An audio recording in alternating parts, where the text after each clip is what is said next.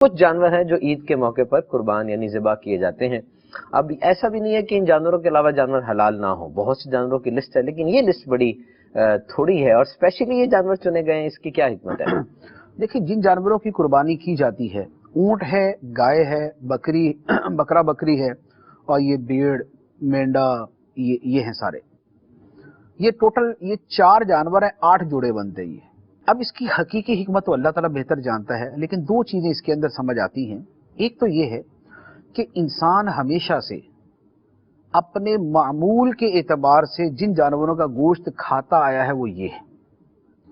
شکار کرنے والے چند ایک ہوتے تھے، لیکن جن جانوروں کو گھروں میں پالا جاتا تھا وہ یہی والے ہوتے تھے.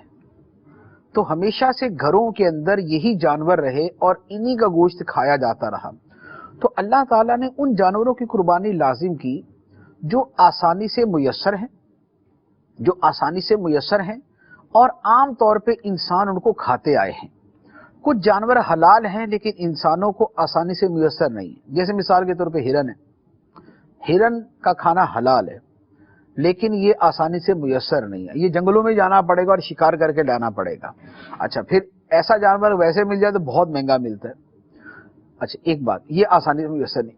دوسری بات یہ ہے کہ کچھ جانور وہ ہیں کہ جو روز مرہ میں میسر ہیں لیکن عموماً انسان ان کو کھاتے نہیں.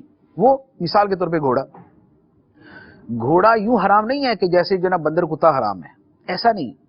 گھوڑا فی نفسی ہی وہ حلال جانوروں میں آتا ہے، لیکن اس کا کھانا یوں منع ہے کہ اسے آلہ جہاد قرار دیا گیا ہے کہ جہاد کے اندر گھوڑے استعمال ہوتے تھے.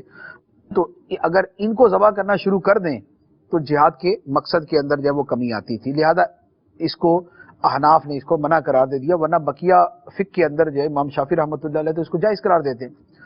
لیکن پوری دنیا میں ابھی بھی سروے کر لیں، گھوڑا اس طرح کھانے کا معمول نہیں ہے جس طریقے سے کہ بکرا اور گائے اور یہ دیگر جانور کھانے کا رواج ہے.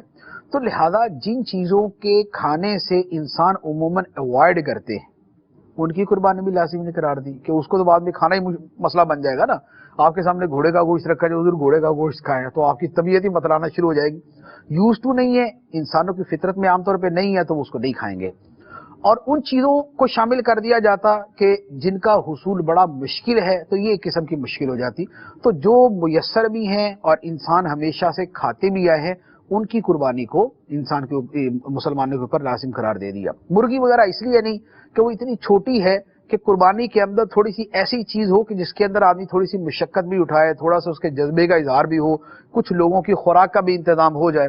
ایک مرغی ذبح کرتے تو وہ تو ایک بندے کے لیے بھی کافی ہوتی ہے، چرگا تو تنہا بندہ کھا لیتا ہے، تو بکرا تنہا نہیں کھا سکتا. تو لہذا اتنا کہ جس میں وہ جو 3 حصے والا حکم ہے اس پہ بھی عمل ہو جائے، رشتہ داروں کو بھی دے دے، غریبوں کی بھی مدد کر دے، خود بھی کھا لے، بچوں کو بھی کھلا دے، وہ ساری چیزیں کور ہو جائیں. یہ جو لوگ خنزیر کھاتے ہیں یہ بھی گھروں میں پال کے نہیں بیٹھے ہوتے.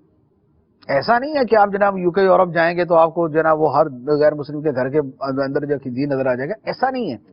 ایون کہ اگر آپ وہاں پر یہ موٹر وے پہ سفر کریں گے آپ کو دائیں بائیں گائے نظر آئے گی یا بھیڑیں نظر آئیں گی. میں نے پورے UK کا سفر کیا، دائیں بائیں گائے یا بھیڑ. یہ خنزیروں کے لیے جدا فارم ہی بناتے ہیں، وہ وہیں پر وہ ان کو پالا جاتا ہے اور ان کی بڑھوتری کی جاتی، سارا کچھ کیا جاتا ہے. تو یہ فطرت انسانی ہمیشہ سے یہی چلتی آئی ہے اور اسی کے مطابق